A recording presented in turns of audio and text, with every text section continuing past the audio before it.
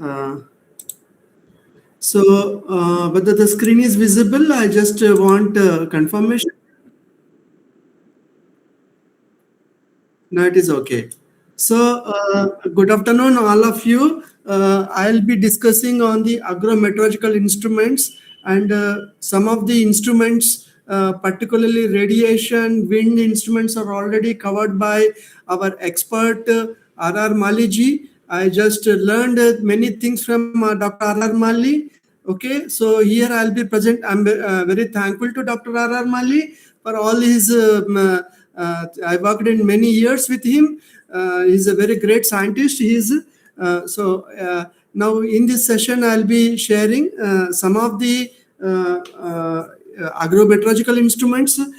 This is the AWS site that you know very well. And we will be using, these are the sensors. This is tipping bucket rain gauge, TBRG. We are using the pressure sensors.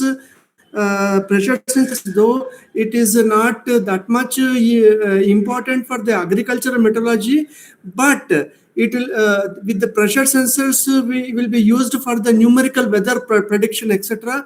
Hence, in our IMD, India Meteorological Department, all agro we are using the pressure sensors. This wind, of course, our sir has already explained, and temperature humidity sensor. Okay, then. We are having the Stevenson screen here. These are the basic things. Now, I'll straight away go to the rainfall sensors, which is most important for the agriculture. See, I'm going for the electronic sensor called the tipping bucket rain gauge. So this tipping bucket rain gauge is having the different collector areas that you already know very well. We are using basically three types of the collector area. One is 325 square centimeter, which will be used at the stations which are having the light rain to moderate rain, and we are using a 200 square centimeter collector area where the rainfall is moderate to intense rain. And like a Chirapunji, etc., where I have worked in the Northeast India, there we go for the 100 square centimeter cross section area rain gauge only, because there heavy rain will be there. There will be number of the tips will be there, so there should not be loss of the rain due to the delay in the tip or due to the this one. So now, this is the tipping bucket rain gauge. It is the tipping bucket rain gauge. It is not like a other manual rain gauge. It has to be calibrated. To do the calibration, we need to pour the fixed amount of the volume of the water. For example, the diameter of the collector is, when you go to the 200 square centimeter, it is 15.95 centimeter.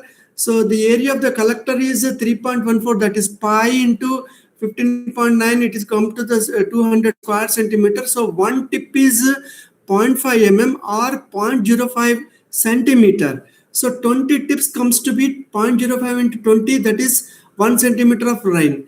So the volume of water for 1 centimeter of the rain is equal to 200 cubic centimeter or 200 ml of water. What we have to do is simply take the 200 ml of the water and then slowly drop by drop pour into the rain gauge, so that it corresponds to 10 ml of water, or it is going to give you the 20 tips. This is the methodology used to calibrate. If there is a difference between, it is 10 ml of water is not giving the 20 tips, it is giving say 18 tips, or it is giving 22 tips, 25 tips, you have to adjust a screw. There is, you can see the screw, the screw height is to be adjusted so as to come to the 20 tips. This is the just simple method of the calibration of the tipping bucket rain gauge, so that it will measure the rainfall very accurately. And all over automatic weather stations are using the tipping bucket rain gauge only. That is the proven and the fundamental rain gauge. So the other one we are using along with the manual is the siphon recording rain gauge, where you can see that once the water reaches the 10 ml or 1 centimeter, that there is a siphoning will happen, a mechanism with which whole siphon goes out, and and it will be recorded over the chart continuously as a chart. When you take out the chart, you can see number of the siphonings is equal to number of the centimeters of the rain. In a chart is having the 24 hours duration, number of the siphons can be measured. From that number of the siphons, the total amount of the rain will be given immediately. And it also, the chart also will indicate the intensity of the rain. In addition to the water accumulated, total water in 24 hours duration, it also gives the intensity of the rain. This is in the olden days, when the electronics is not developed at all. This siphoning is the mechanism. The siphon rain gauge is only the mechanism to find out both amount of the water and also intensity of the rain. So when you come to the maintenance part of it, due to the some algae growth or dirt or deposit may cause improper siphoning. So hence it will interfere with the flush and then siphoning. It may not siphon completely. There may be some residual rain may be there. So hence the solution is that you have to clean the siphon tube, and clean water rinsing. This is only the maintenance part of the siphoning rain gauge. Then coming to the dew gauge, this is already covered by our expert, our Dr. R.R. Mali. But however, in olden days, these from the photograph we used to placed on wooden or green leaf. From the photograph, we used to estimate the dew amount, which is given as a dew scale. That dew scale is to be reported. So you know very well, our expert has already covered how the dew is going to affect the agriculture performance. So the wind, I think I will not go much into this one. It's covered by our expert, but I will cover about the this wind old manual instruments. We are using the dance pressure tube anemograph, particularly during the cyclonic winds. You know very well, during the cyclonic winds, when the wind speed is more than 100 km per hour, 125 km per hour, it is difficult for the observer to go to the field site and take the observations. So they are simply discarding. Nobody is going for the observations. It is used to, in the olden days, it is used to measure by the dance PD pressure tube anemograph. As you see in the dance pressure tube anemograph, it works on the principle of Bernoulli's principle. What is this Bernoulli's principle? When the airflow is there, the more and more wind is going to create the pressure difference. It is going to create the pressure difference. Due to the pressure difference, the float tube, the pressure is going to raise the float which is floating on the water. So the height at which the float is lifted is an indication of the wind. Normally the height is proportional to the pressure difference. The pressure difference is proportional to the square of the wind speed. So on the chart it is calibrated the height as a square root of the wind speed. Square root of the wind speed, it is calibrated. So how it is calibrated? It is given to the wind tunnel. Whatever the wind is coming from the wind tunnel at exactly 20 knots, and whatever the float is there, it is adjusted. All the respective the screws and other things are adjusted in such a way that on a chart the pen will indicate 20 knots. The one calibration is sufficient, then it is ready to deploy to the field sites. And so on the chart it is clearly given the wind speed indication, and it can measure the cyclonic winds, even severe cyclones, even super cyclonic winds also. It can happily measure. The good point of this particular dance pressure tube anemograph is it doesn't require any power, it doesn't require anything. Just put the chart, let the cyclone come and go. So every morning when the wind speed has become low, simply take out the chart, and from the chart you can find out you can find out gusty winds. You can find out the from the wind direction indicator the change of the wind direction. You know very well during the when the cyclone crosses the this one the coast, then there is a 180 degrees 180 degrees change in the wind direction that you can see from the cyclonic circulation. So friend, you can find out from the wind graph and wind direction and wind speed graph at exactly what time the cyclone has crossed the coast, and what is the maximum wind that is it can give the 3 minutes average wind. It can give this dance pressure tube anemograph, which is useful for the knowing the destruction caused due to the cyclonic winds. So even our India Meteorological Department, even as on today in the workshop, these dance pressure tube anemograph are manufactured and also maintained also. Okay, the maintenance point of view, when it comes, the particularly float, the float sometimes it may become leaky. When it become leaky, it cannot give to the that wind, the proper wind. So when when this is connected to the wind, what is called the wind tunnel in the 20 knots, it may not give correctly. So from that immediately you can recognize that the float has there is a leaky floated is there. Then the leaky points are to be identified and it is to be soldered so that it will work properly. This is one of the main maintenance issue with the float. Otherwise dance pressure tube anemograph works very smoothly, and it will track all the cyclones. It gives the during the no cyclone also it will draw the wind speed as well as the wind direction, and in a chart you can see. So I don't go much into the wind details, which is already covered. But however, I will tell very. These are the electronic the wind speed and direction indicator. The wind speed is measured by the optical this one optical anemometer, which is going to generate the frequency. These two are designed totally in the IMD workshop.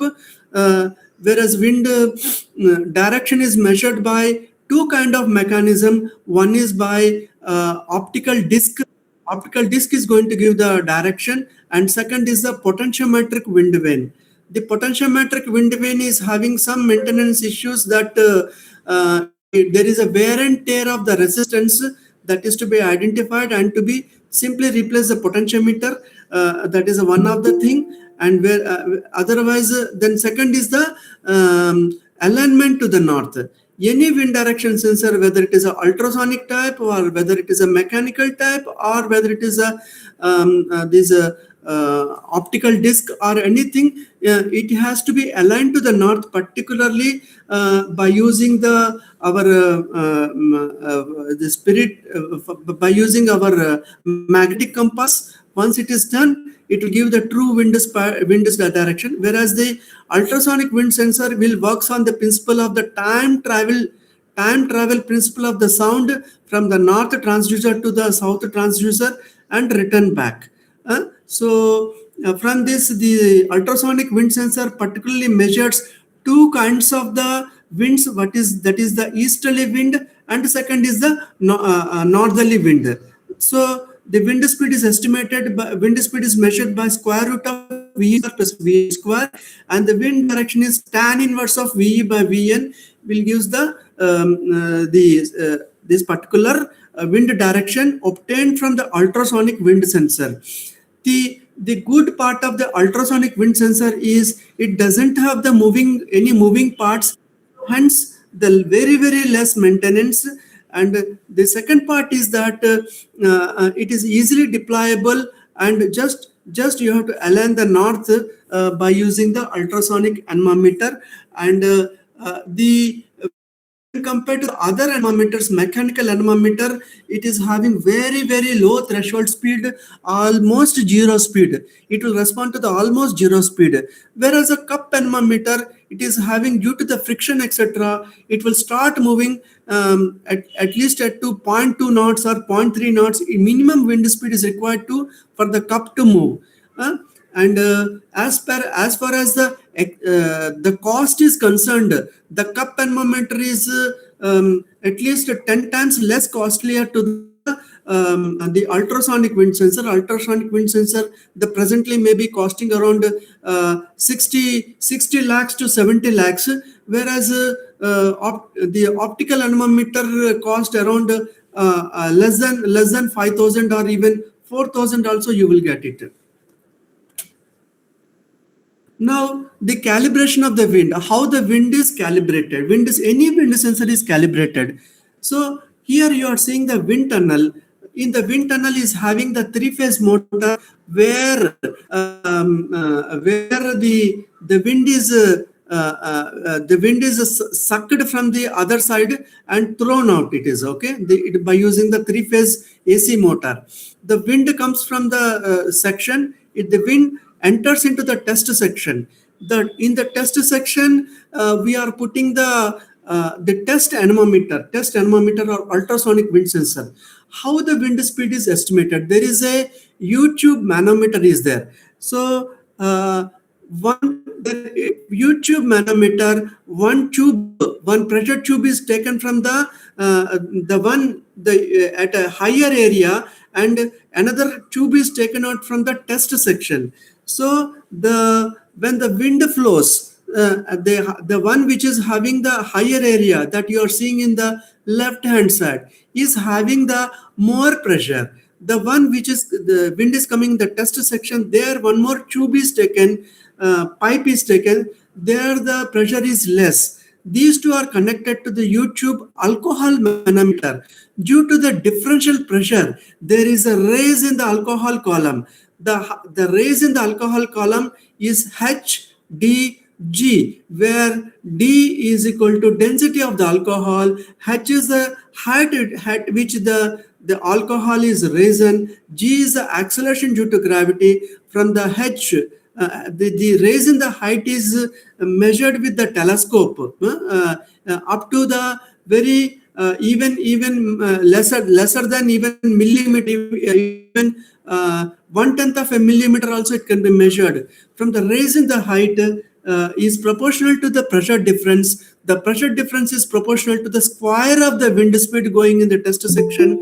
From that, the wind speed is measured by using the fundamental principle. But normally, for more than 5 knots only, this particular alcohol manometer is used.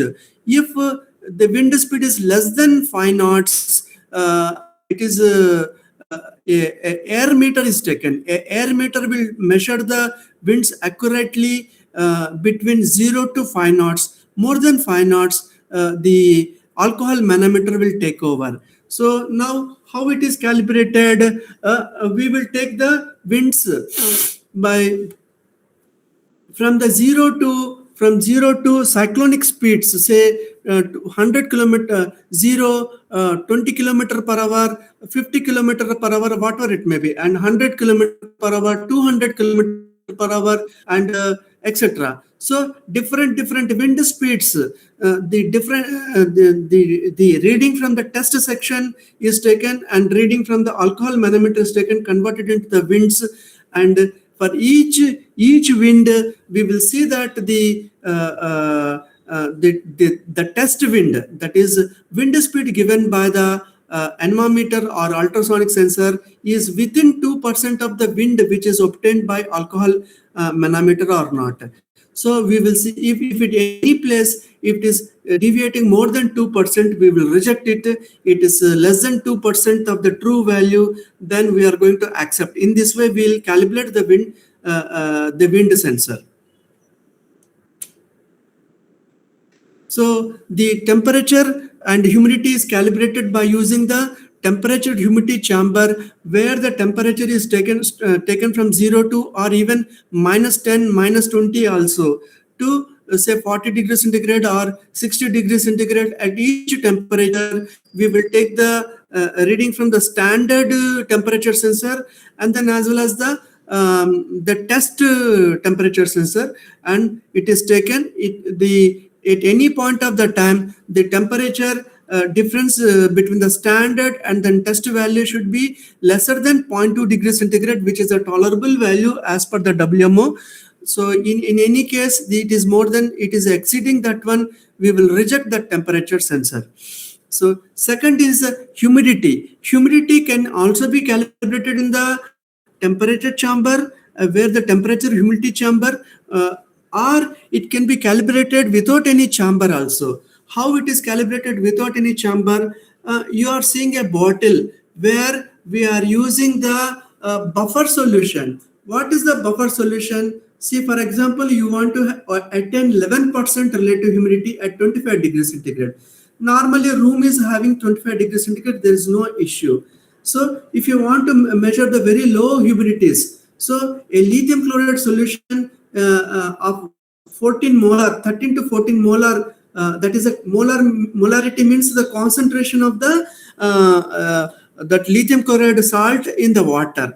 That much is taken, and that is thoroughly mixed, and it is put it in the airtight jar where the sensor, humidity sensor, is inserted. So now once a lithium chloride at 14 molarity, whose molarity is 14, shall give 11%. What actually it is giving? From the difference, if the humidity is difference is less than 3%, that will be accepted, and if it is more than 3%, that will be rejected. And second, another solution, that is magnesium chloride solution with 6 molarity, that is going to give the 33%. So again it is taken out, and it is given the time, some time, and then after that it is dipped in the, it is not dipped, it is put in the air, then it should give the 33%. 33%. Then similarly it is tested with the another bottle having the magnesium nitrate, which can give you about the 54%, and then sodium bromide solution, another solution, 58%. Sodium chloride, it is about 75%. Potassium chloride, 84%. Potassium nitrate at 3.5 molarity, 93%. Potassium sulfate at 1.5 molarity, it is going to give 97%. That means we are going to take the solutions. How many solutions? 1, 2, 3, 4, 5, 6, 7, 8. There are 8 different 8 bottles we are going to take. Each one we are going to the sensor going to put in the air column, and then we try to expose it for at least at least 10 minutes, at least 5 to 10 minutes minimum time to sense that particular humidity, so that we can calibrate. How the calibration is done? If it is deviating, then the humidity and then whatever the humidity given by the sensor, both are taken, both are tabulated, both are put in the Excel, and then from the Excel we will again take out the the multiplication factor as well as the offset, mean multiplication factor, mean offset, that Excel is going to give. From that we are going to give it to the particular sensor. Again we are going to give to the particular sensor, so that it will give the correct humidity. Similarly, if there is any deviation is there in the temperature sensor, so that is what is the temperature given by the sensor, what is the temperature given by, what is the standard temperature. These two are going to tabulate and then put in the Excel sheet. The Excel sheet is going to give the mean multiplication factor and then mean offset, that is going to get adjusted in the sensor, back in the sensor, so that it gives the then only the sensor, both sensors is told to be calibrated. So now, what are the limitations of this using the liquids? That high temperature dependence. So then, hence, it is very good to get in the laboratory. In the laboratory, the particular 25 degrees centigrade can be maintained. and contamination may cause the error. Hence, the purity of the water is to be maintained. What you have to take? You have to take a pure distilled water. Then the contamination errors can be eliminated. It to be airtight. The third is to be airtight. So it should be totally airtight to avoid humidity, external humidity interference. So, for example, you put in the external humidity right now. It may be anywhere. So that humidity should not interfere with the humidity produced by the water, the saturated solution. Now, these are the, now I go to the nano sensors. What are these nano sensors? Nano sensors are very inexpensive sensors. They are very inexpensive sensors. They are laboratory model. They are developed in the laboratory model. So far, these nano sensors are not deployed in the field. They are still in the laboratory performance check only. But I like to tell you, these are the new sensors coming in the new and inexpensive, very much inexpensive sensors. So, for example, if a conventional AWS automatic weather station is with all the sensors, the sensors alone is costing you around say 2 lakhs. If you put the nano sensors, it may cost even less than, all sensors together may cost even less than 20,000 rupees, Indian rupees. Now let us discuss about what are these nano sensors. So let us go for the air temperature based nano sensor. How it works? It works on the principle of changing the electrical resistance or voltage with temperature. So, what are the materials used? The carbon nanotubes, CNT, then graphene metal oxide, ZNO, and titanium dioxide. These are the elements used which will change the electrical resistance or voltage with reference to the temperature. And what are the advantages of this nano sensor? They are very, very high sensitivity when compared to the PT100 platinum sensor, and very fast thermal response. Even mesoscale changes also it will respond. And miniature design, very small design. It is a chip design. It can be designed in the VLSI, very small integrated circuits. Can be simply chipped based. Okay, then. Second is air humidity based nano sensor. It works on the principle of water vapor absorption. It causes the change in the capacitance or resistance. So what are the materials used which are going to change the capacitance? That is graphene oxide, ZNO, and nanowatts polymer. Polymer is also used. So what is features? It will detect very low moisture levels. So now your sensor, that is polymer sensor, the conventional sensor, may try to fail to detect the very, very low relative humidity, particularly occurring in the Antarctica, etc. But this particular nano sensor is detect very low moisture levels and it rapid response. If the sensor is changing very fast changes in the humidity, that also will respond very quickly. It is suitable for wireless weather stations. Now let us find out this nano temperature sensor. How, when compared to the this sensor, that conventional sensor, what are the differences? It can measure this normal PT100 can measure from -40 to +60 degrees centigrade, and a nano sensor also can measure -42 +85 degrees centigrade. And when compared to the humidity range, it can get 0 to 100% the humidity sensor, and this also will measure 0 to 100%. And temperature accuracy for the using the platinum sensor is 0.1 degrees centigrade. Please remember here, it can measure the very highly accurate, the PT100 sensor, whereas the nano MEM sensor, whose accuracy is 0.3 degrees centigrade only, 0.3 to 0.5 degrees centigrade. So nano will lack in the accuracy. Okay, still research is going on in the laboratory model to increase the accuracy. Then RH accuracy is 1 to 2%, whereas here 2 to 3%. temperature resolution 0.01 degrees centigrade, and here resolution is 0.1 degrees centigrade. RH resolution 0.1 RH, and here also 0.1 RH. Hysteresis is less than 1% of RH. It is maybe slightly more, 2% RH. What is the hysteresis? Hysteresis means, suppose if there is a laboratory is there where I put the RH as say 20%. Okay, now it may measure the 20%. Suddenly I take the sensor to the somewhere some other outside, and then again bring back to the again room which is 20%. Then this time which may indicate 20%, which may not indicate 20%. It may change by 1% or 2%. So hysteresis means when repeatability, how much repeatability it is having. So repeatability is very good in the conventional sensors, whereas this MEMS based humidity sensor, it is drift is there. Drift is more is there, still some more research is required. Response time, conventional sensor is 10 to 30 seconds with a shield, whereas 5 to 10, 20 seconds, it is having the less response time. Whereas a conventional sensor is having more response time. Of course, temperature is having less response time, whereas a humicap is having more response time.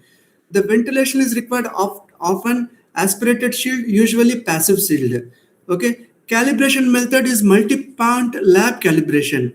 For normal sensor, as I said in the previous, it has to be calibrated by using the lab model, by taking the data in the Excel sheet and compute the mean offset and the mean multiplication factor by using the lab. Whereas MEMS based humidity sensor is factory and digital calibrated. You cannot calibrate it in the lab. Then field recalibration possible, and in the case of BEM sensor, both temperature and humidity sensor, it is working. It is not working, simply throw it out. Okay. Sensor replacement, replace only the probe. Then whereas MEM sensor, both the sensor element as well as the electronics module is to be thrown out. Okay. Life expectancy, the conventional sensor is having 15 years of life, whereas MEMS based sensor varies from 3 to 7 years. The power consumption is very low, whereas MEMS pressure sensor, MEMS sensor is the lower. Okay, it is very higher. In the conventional sensor, the cost is higher, and here the cost is very low. The aviation suitability, yes, conventional sensor is recognized by the ICAO, whereas MEMS sensor still under the laboratory, it is not recognized by the aviation community.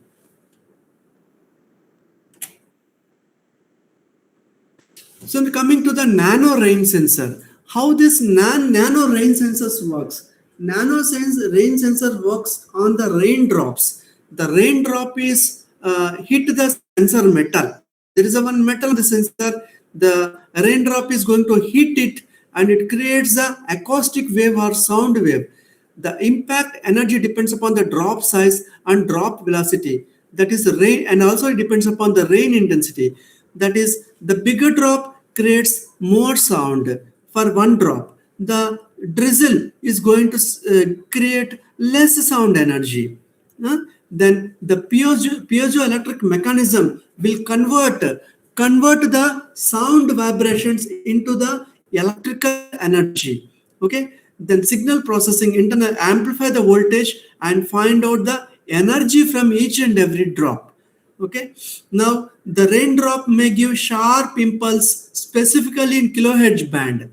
So now the rain after the when it hits, all the vibrations are there. In the vibrations, the one which is in the kilohertz band, high pass filter, that only will be taken out. Why that only will be taken out? Because in addition to the rain is associated to the wind. Wind may produce low frequency that has to be filtered out. Even insects also to be filtered out, debris are to be filtered out. So when compared to the, what are the deficiencies of this rain sensor when compared to the TBRG? The accuracy as concerned, TBRG having the 5% accuracy, acoustic is having the low accuracy. Then Then drizzle TBRG is having the poor accuracy and it is having the moderate accuracy. Then climatology, it is very good for climatology and very poor for climatology. This acoustic nano sensor. So moving parts, yes, it is having the acoustic rain gauge sensor is having no moving parts. The wear and tear, yes, TB is having the wear and tear. TBRG, that acoustic nano sensor is having no wear and tear. The clogging is a main deficiency. The TBRG, the dry leaves, etc., the clogging may happen, whereas here that means the TBRG requires the maintenance. Acoustic rain doesn't require any maintenance. The calibration, it's a manual adjustment using the screws for the TBRG, whereas nano sensors, all nano sensors are factory calibrated.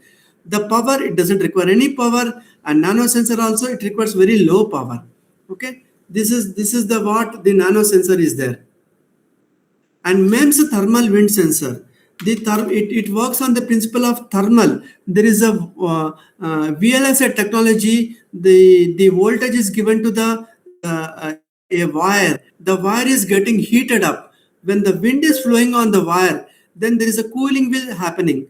The rate of cooling, the how much is the cooling is happening, that is a measure of the wind speed.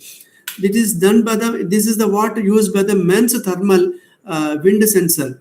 The MEMS thermal wind sensor can measure 0 to 60 meter per second. It is having very low threshold speed, and whereas it is having the it consumes some power also, and it is calibrated using the standard wind tunnel. So let us compare ultrasonic wind sensor with MEMS sensor. So the the ultrasonic wind sensor can go up to very high wind speed, even 70 meter per second, whereas it saturates at 30 meter per second. That means whether wind speed is 30 meters per second, the loss in the temperature is the same. Whether it is 60 meter per second, loss in the temperature is the same. So that means more than 30 meters per second, the MEMS thermal wind sensor is not usable. Whereas power is concerned, ultrasonic sensor consumes more power, whereas thermal sensor consumes less power. Then what is about lifetime? When the MEMS wind sensor is not working, simply remove and throw it and use another wind sensor, another MEMS wind sensor. Whereas ultrasonic wind sensor is repairable and having more lifetime. This is the block diagram of particular automatic weather station where the radiation solar pyranometer is there and TBRG is there, and wind sensor, air temperature, air humidity, pressure sensor, and you are seeing the four sensors, particularly soil moisture, soil temperature at dipped at 10 centimeter, 30 centimeter, 70 centimeter, and 100 centimeter.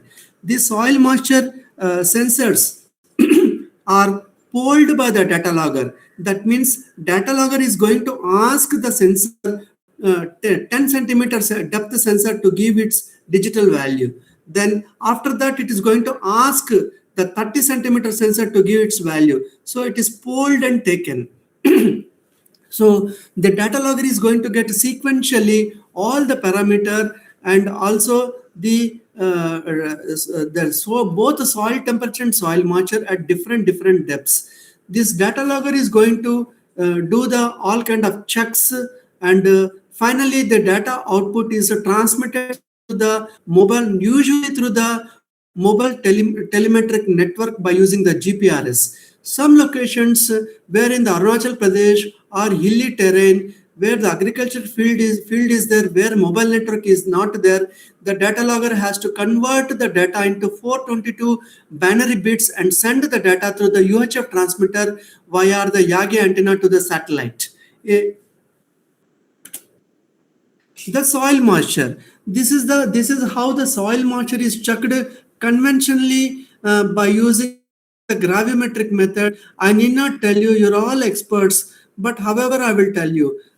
The soil sample is taken at a given depth. It is weighed, and then so many grams is taken, and it is put in the oven. And then after putting the oven, all moisture will be thrown out. The and again its weight is taken. The difference between W2 minus W1 indicate the soil moisture, and the W2 that is W1, that is W2 minus Cu, because it is put in the copper container. So we need to remove the copper weight of the copper container. So from the dry soil, you have to remove the copper weight, so that whatever remaining is the weight of the dry soil alone. So from here, the gravimetric we are going to get it by weight. If it is multiplied with bulk density, it is going to give you the soil moisture volumetric. The why soil volumetric is very much necessary, because all sensors are measuring the volumetric soil moisture. So hence it is to be converted into the soil volumetric. Now I'm going to explain to you how the soil moisture sensor is going to work. There are two types of the soil moisture sensors working on the domain reflectometer technology and frequency domain reflectometer technology. What is a time domain reflectometer technology? When the pulse is transmitted, the pulse is going to travel through the soil. The time taken depends upon the time taken by the pulse from the transmitter to the receiver through the soil medium depends upon the moisture. If it is a dry soil, it will take very less time to propagate through the soil. If it is having the more and more moisture, it will take more and more time to propagate through the soil sample. The time of the propagation is a measure of the soil moisture. This particular principle is used in the domain reflectometer, whereas a frequency domain reflectometer will use the soil conductivity as well as the capacitance of the soil. Any soil is having the two components, that is the its conductivity and then as well as its capacitance. As soil moisture, more and more soil moisture is there, the more and more dielectric is there, hence more capacitance will be there.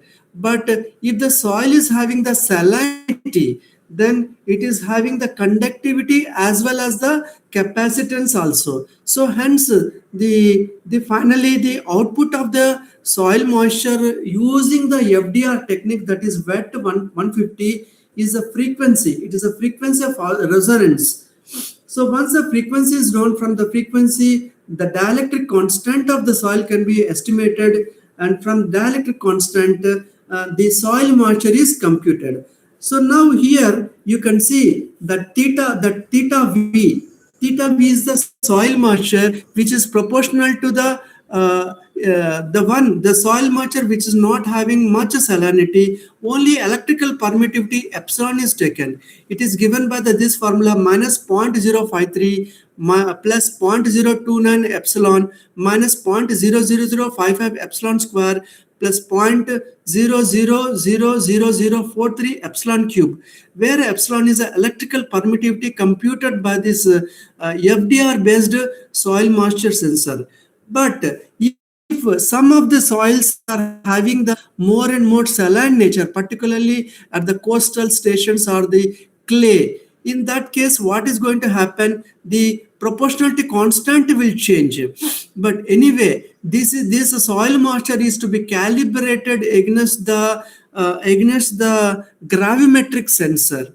So how it is done? Whatever the value given by the sensor, that is only proportional to the value given by the gravimetric sensor. From that, the proportionality constant is computed and it is given to the sensor, so that it will measure exactly the soil moisture. Okay, it will exactly measure the soil moisture.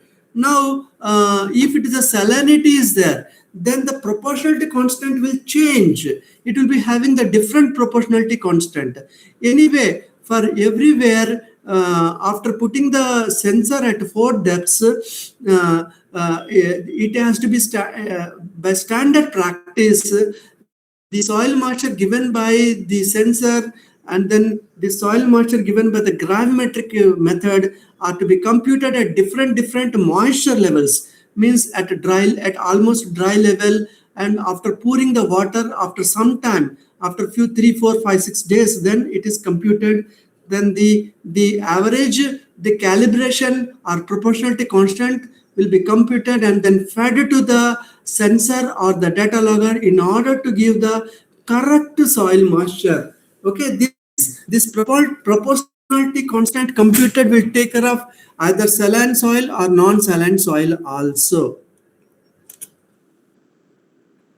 Now, in any automatic weather station, data quality checks are very highly essential, particularly if you install it so many, so 2000, 3000, 4000. So many data are coming to the data at the server, central server. So now WMO has proposed some kind of data quality checks at the site, that is at the data logger and then as well as the server. What are the data quality checks are to be done? One is a range check, second is a temporal check. What is a range check? So for example, for any given place, if you see the temperature, I'm telling with reference to the temperature. So for any given month, say for example March month, say for example let us say Pune, the maximum temperature climatologically is 42.8 degrees centigrade. The lowest temperature in the month of March is 7.2 degrees centigrade. Any temperature between 7.2 to 42.8 will be passed by the data logger.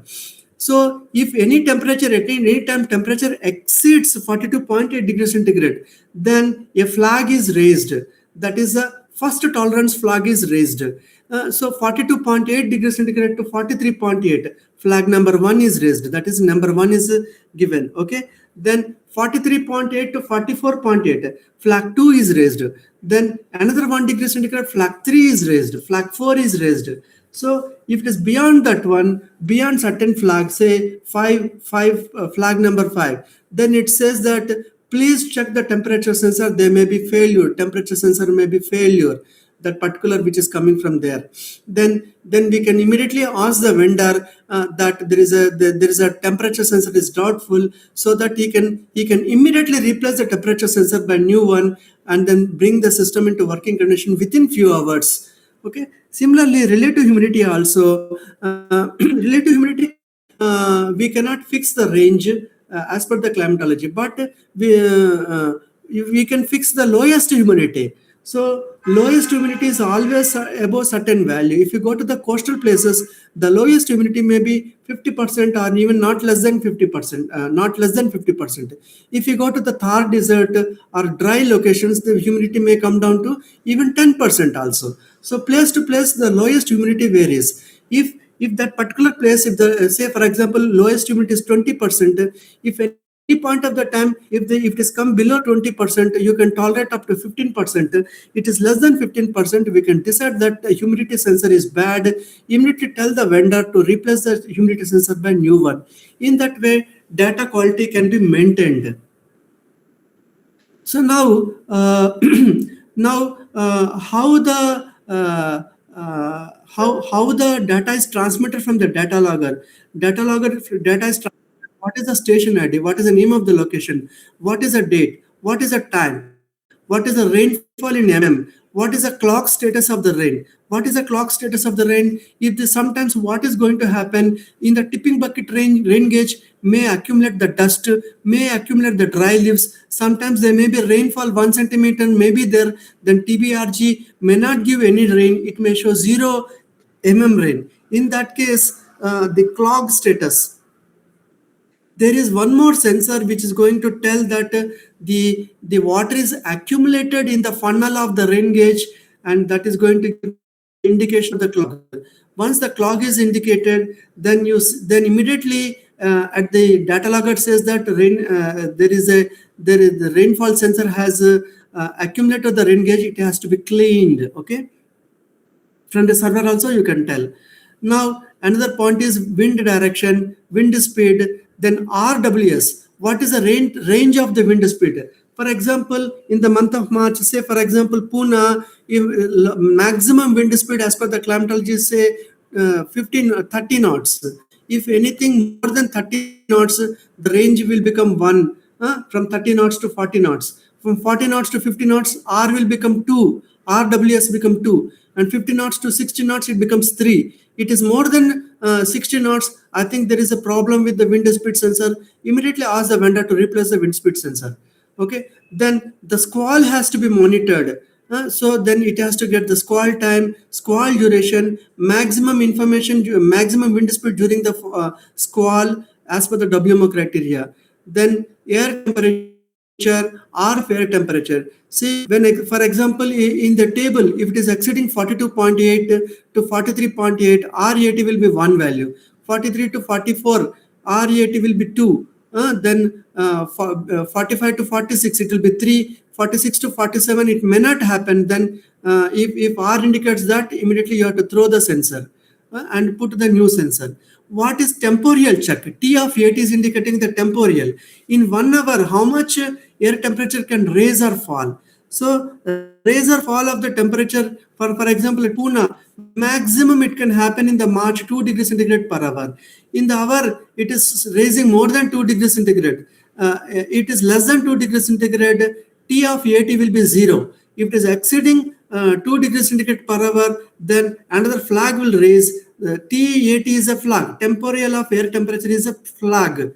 So if it is going to the 1, then you have to cross check. If it is going to 2, that is 4 degrees centigrade per hour, you have to really check at the site. If it is exceeding more than 5 degrees centigrade per hour or less, it has to be, sensor is to be replaced by new one. Similarly, relative humidity. If the relative humidity is less than 20%, you can tolerate up to certain extent. If they fall in the humidity per hour is less than certain value, then you have to replace. Similarly, radiation or what is the radiation? Then range of radiation. So any point, any place, the maximum radiation in the month of March is say certain value depending upon the inclination of the sun. If it is more than that, then we have to check the radiation sensor. We have to clean the radiation sensor. Similarly, what is the change in the radiation per hour, that also be checked. It is more than certain value, then we have to check the radiation sensor. Again, check back the radiation sensor. ST is the soil temperature, R of the soil temperature. Then similarly, soil moisture, range and temporal for the soil moisture for a different depths. Similarly, the soil moisture, soil temperature for a given location, when there is a rain, soil moisture will be more. When the rain is less, soil moisture will be less. It is beyond certain threshold, then definitely it can be checked and replaced. This finally, what I want to tell you is this all range and temporal checks parameters which is coming from data logger will give you the hint whether the sensor is good or bad, or to be checked and replaced. Okay, so what are the tolerance, range tolerance and temporal tolerance that we already discussed? If the temporal tolerance per hour change, range changes beyond certain value, it is unusable. The sensor is unusable, to be removed, thrown out, and replaced by new one. And our Pune is making the climatology, total climatology of a station or all the stations. Now, unfortunately, we are having the climatology. What is the climatology? Climatology, the value which is taken average of last 50 years. Last 50 years average is taken. That is available only for the manual. That is not available for the automatic weather stations. Now we are rapidly expanding the automatic weather stations. Now, what we have to do, whatever the climatology available, that is what is the maximum temperature, what is the minimum temperature at the synoptic observatory, what is the maximum, what is the lowest humidity available, what is the highest wind speed available, similarly what is the highest rainfall possible, similarly what is the highest, what is the lowest pressure and highest pressure possible. So if you install if you install a AWS, automatic weather station, say for example, at a 50 kilometer away from the synoptic observatory, how to derive the how to derive the climatological value for that automatic weather station. Yes, certainly you can define the climatological values for that station for that month by using the simple principle. Let us say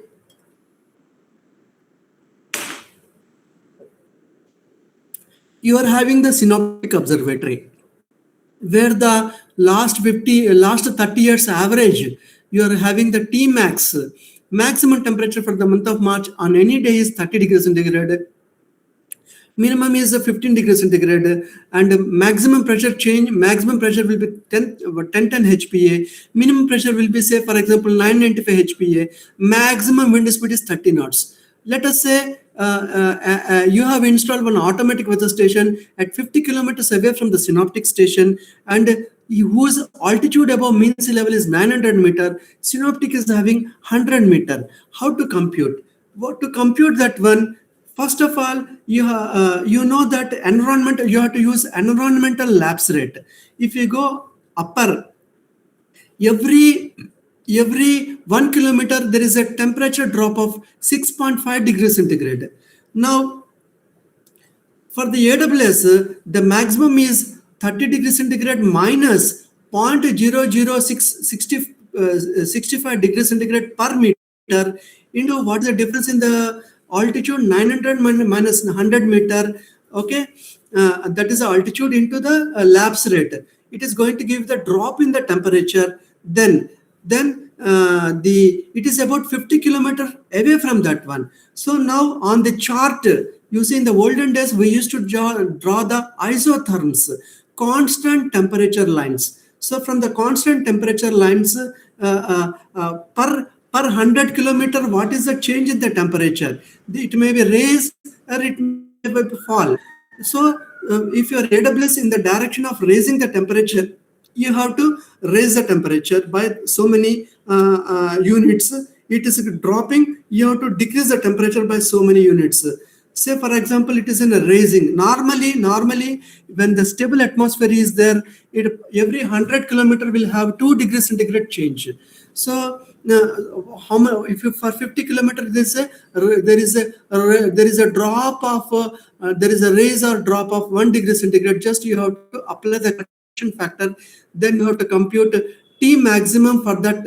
T maximum is the climatological maximum of that particular station when derived from the synoptic observatory. Similarly, using the same process, you can derive the minimum temperature. Okay. Then pressure, how you are going to derive the pressure, maximum pressure, minimum. So pressure, you know that as you go up, the pressure decreases. As you go down, pressure increases.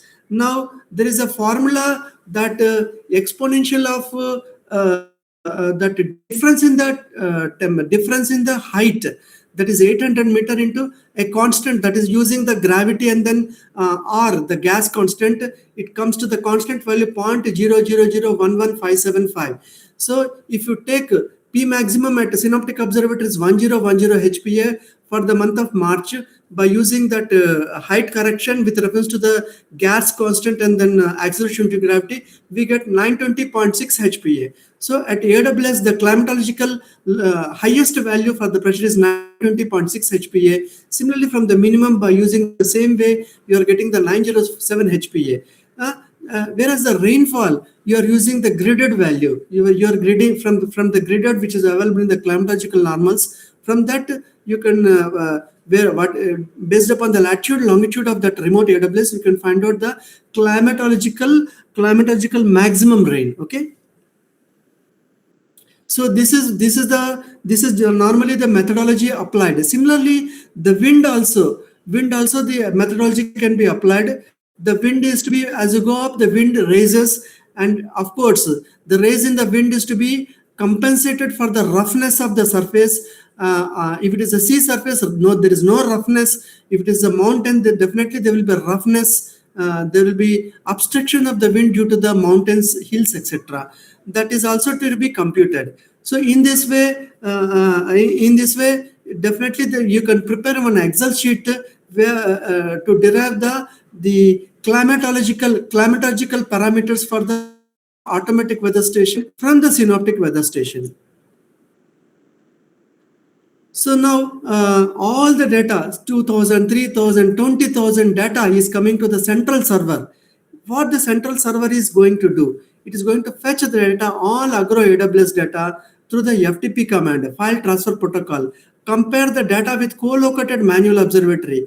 In case of deviation beyond acceptable limits as per ICAO table, International Civil Aviation Organization will tell the at runway site with compared to the manual data, the automatic data should not deviate by certain value. Say for example, temperature. It should not deviate by from the standard by zero point 0.5 degrees centigrade. Say for example, for the humidity, should not deviate by more than 5%. For the wind speed, should not deviate by more than 10%. Similarly, wind direction should not deviate by more than 10 degrees. And what else is left? Pressure. Pressure should not deviate by zero point 0.2 HPA as per ICAO. So like this, so on. And then visibility. Of course, the visibility is not much required here. These are the deviation given by the ICAO table. The same thing is to be applied by the server for the data coming from the co-located AWS from the manual. Okay. So from that, if any deviation is there, then it will raise the flag. Once the flag is raised, the AWS which is near to the manual observatory is to be maintained, or their respective sensor is to be replaced. Okay. To bring the AWS to the quality data. Okay, the data, it stores the data from the website. Up to 7 days data can be downloaded and saved. Beyond 7 days, you have to go to the server. Means last 1 year data for a particular agromet station you wanted to download, you have to go to the server and download the data. And using the API, the data can be pushed to yes, sir, yes, sir. Yes, sir, yes, sir. Okay. Should I continue? Okay. I continue. Okay. So generate graphical representation of the data, generate the quality flags, etc. for further, and generate monthly statistics. Then use of Agro AWS by farmer. I'm having only 3-4 slides, not more than that. Okay. Last 3-4 slides only.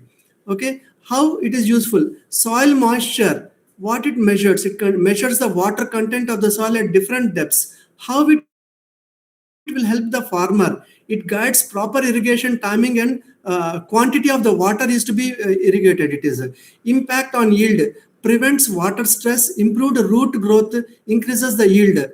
Then temperature sensor, how it is going to help? So it helps the plant sowing, harvesting, and frost protection. It reduces the crop damage and improves the growth conditions. The humidity sensor, it measures the air moisture. It predicts the disease and pest risk. More the humidity, more it will attract more pest. It enables timely control of protecting the crop health. Rain gauge, it avoids unnecessary irrigation. If you know that rain is going to happen, then don't irrigate the soil. Okay. Then it saves the water and prevents the over-watering damage. Wind speed and direction, wind movement help plan pesticide spraying. The more wind is there, pesticides spraying will be deviate. Okay, reduce the spray loss and then improves the effectiveness. Solar radiation sensor, sunlight intensity, supports crop growth and analysis. All photosynthesis depends on the solar radiation only. It optimizes the planting and crop selection. Data logging alerts, real-time field data sends alerts for the irrigation, frost, etc. It reduces the risk and improves the decision making. Okay, the mobile integration, remote monitoring enables the precision farming and higher productivity. Site exposure conditions. I think these are the site exposure conditions you know very well. I need not go much deep into this one. Okay. And boundary layers.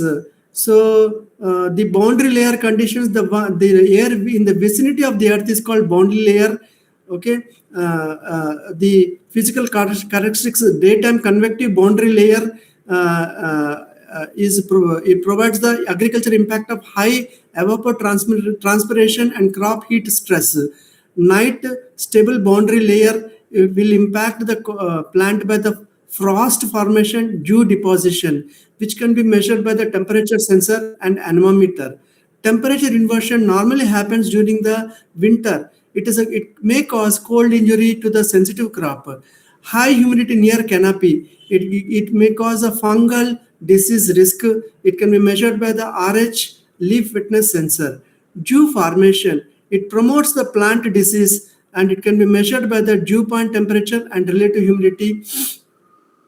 And strong turbulence, spray drift during the pesticide application, which can be measured by the wind speed and direction sensor. Very low wind calm, it is having the poor ventilation, uneven spray distribution, which can be measured by the wind speed sensor. Deep boundary layer heat wave, intense heating, high mixing depth, crop wilting, and moisture stress is there, which can be monitored by the air temperature, radiation, soil moisture temperature. Okay, the instrument used for this particular heat wave is temperature sensor, pyranometer, soil moisture sensor, both FTDR and FDR. Shallow boundary layer, it is called limited mixing or fog. High dense incidence, it can be measured by the incidence, RH temperature and visibility sensor. Cold air drainage, it causes the local frost pockets, surface temperature and wind. High wind events, lodging in crops, wind speed and wind gust. High solar radiation, which causes the soil moisture depletion, and solar, it can be detected with the solar radiation sensor. Carbon dioxide accumulation at night, it affects the photosynthesis, then which can be monitored by the carbon dioxide concentration sensor. Okay, convective rainfall, heavy rainfall runoff, which can be measured by the rainfall intensity. Fog formation, reduced sunlight fungal growth, which can be measured by the RH as temperature and visibility sensor.